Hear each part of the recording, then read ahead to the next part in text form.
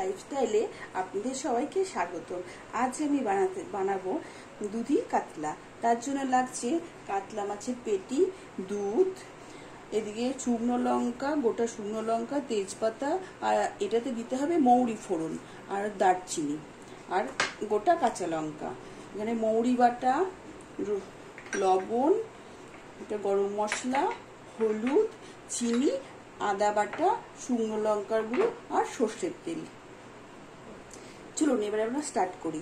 এই দুধের কাঁচা দুধ আছে, এর মধ্যে কাঁচা দুধের মধ্যে হচ্ছে আপনার সর্ষের তেল দিতে হবে। আমি এখানে 3 চামচ সর্ষের তেল দিয়ে দিলাম। তারপর দিতে হবে 1 চামচ মৌরি বাটা, তারপর দিতে হবে 1 চামচ আদা বাটা, তারপর দিতে হবে হলুদ গুঁড়ো। এখানে আমি 2টো তেজপাতা দিয়ে দেব। তেজপাতাগুলো একটু আমি কেটে দিচ্ছি, দিয়ে এখানে আমি মিশ্রণ তৈরি করছি। সামান্য একটু চিনি দেব। আমার মিশ্রণ কমপ্লিট হয়ে গেছে। এবার আমি ওভেনে যাব। আমি এবার গ্যাস ওভেনটা জ্বালবো। কড়াইটা একটু গরম হোক। কড়াই গরম হয়ে গেছে। আমি অল্প অল্প সর্ষের তেল দিলাম, 2 চামচ সর্ষের তেল দিলাম।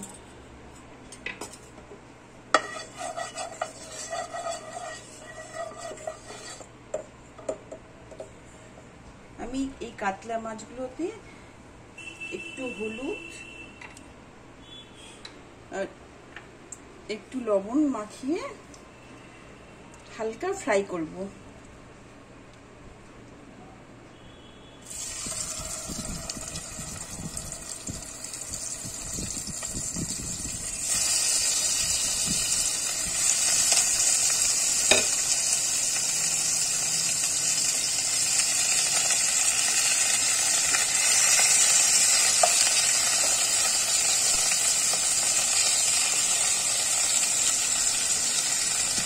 কাতলা মাছগুলোকে হালকা ফ্রাই করতে হবে, বেশি ফ্রাই করা যাবে না।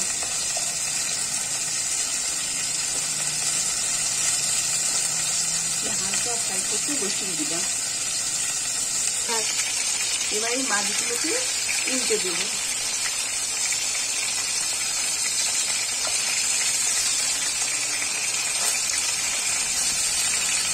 এক পিঠ ভাজা ভাজা হয়ে গেছে, আর এক পিঠ ভাজা হয়ে গেলে হালকা ভাজতে হবে।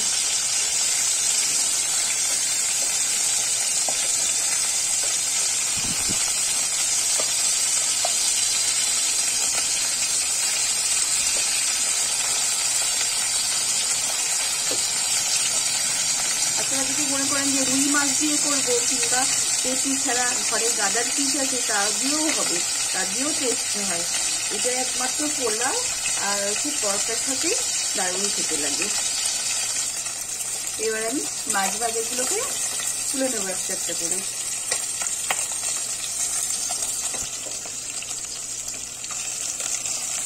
বেশি ফ্রাই করলে কিন্তু হবে না, মাছগুলো হালকা ফ্রাই করতে হবে।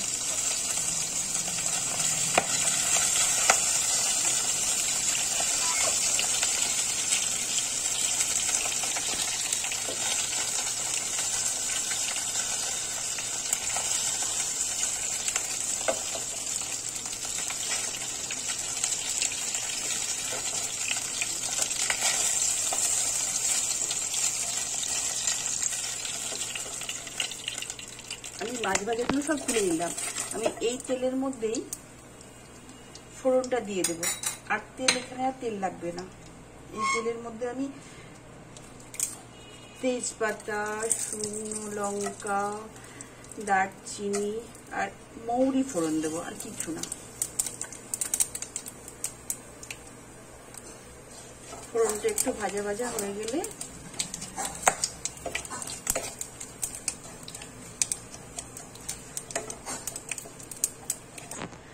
আমি এর মধ্যে একটু সামান্য জল দিয়ে দেব।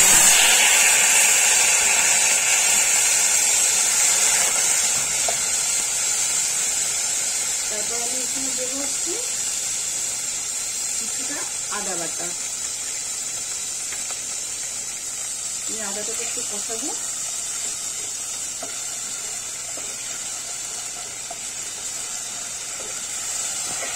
আমি একটু চিনি দিয়ে আদাটাকে কষাতে থাকবো।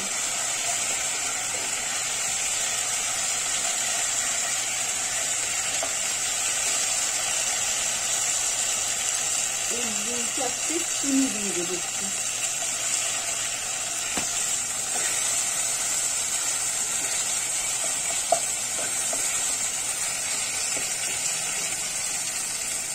আমার আদা বাটা কষানো হয়ে গেছে। আমি গ্যাসটা সিমে দিয়ে দেবো। সিমে দিয়ে আমি এই যে দুধটার মধ্যে যে মৌরি বাটা, আদা বাটা, তেজপাতা, চিনি, হলুদ সব দিয়েছিলাম, এটা আমি দিয়ে দেবো।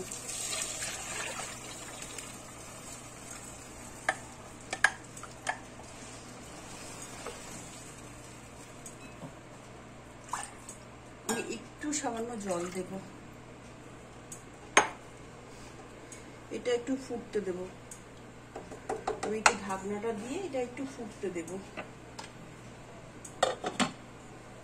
আমি এবার 3 মিনিট পর ঢাকনাটা খুললাম। খুলে আমি যে মাছগুলো ভাজা ছিল সেই মাছগুলো দিয়ে দেবো একটা একটা করে, মাছের পেটিগুলো।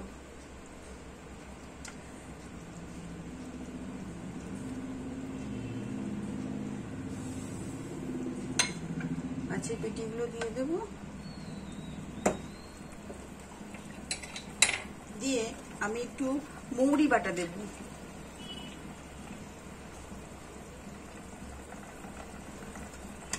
আর একটু মৌরি বাটা দেব। এই রান্নাটা সব মানে শুধু মৌরি বাটা আর আদা বাটাই মশলা। আমি কতগুলো কাঁচা লঙ্কা, গোটা কাঁচা লঙ্কা দিয়ে দিলাম, যাতে মানে যার যেরকম ঝাল লাগবে সে সেরকম ওই লঙ্কাগুলো খেতে পারবে। তারপর আমি অল্প সামান্য একটু শুকনো লঙ্কার গুঁড়ো দিয়ে দেব।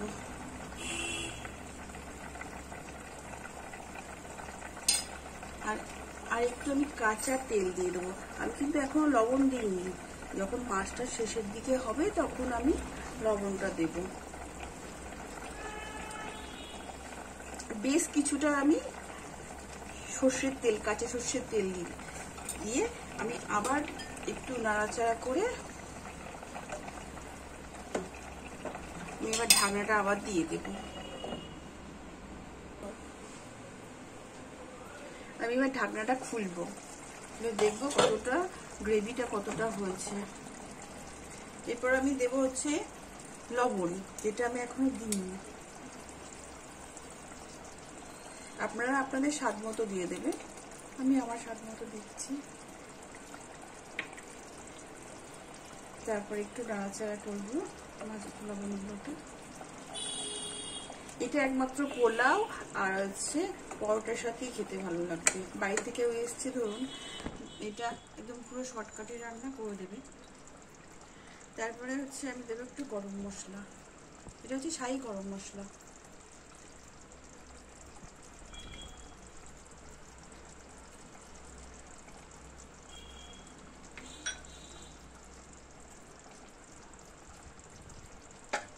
যেহেতু আমি আরেকটু মাখা মাখা করবো, ওই জন্য আমি আর একটু রেখে দেব।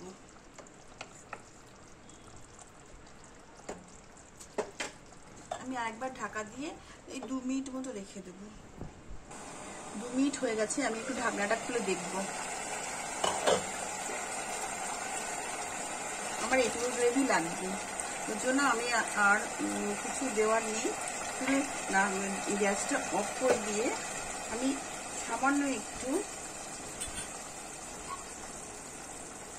একটু গরম মশলা দিয়ে দেব। দিয়ে আমি এবার নামিয়ে দেব। এবার আমি এই ডিশটার মধ্যে এটা ঢেলে দেব।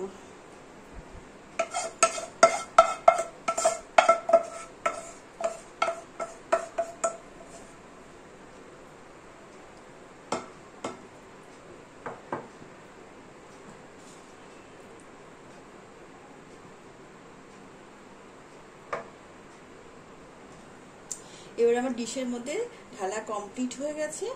এবার আমি একটু সুন্দর দেখানোর জন্য উপর দিয়ে একটু ধনেপাতা কুচি আর একটু বাটার দিয়ে দেব।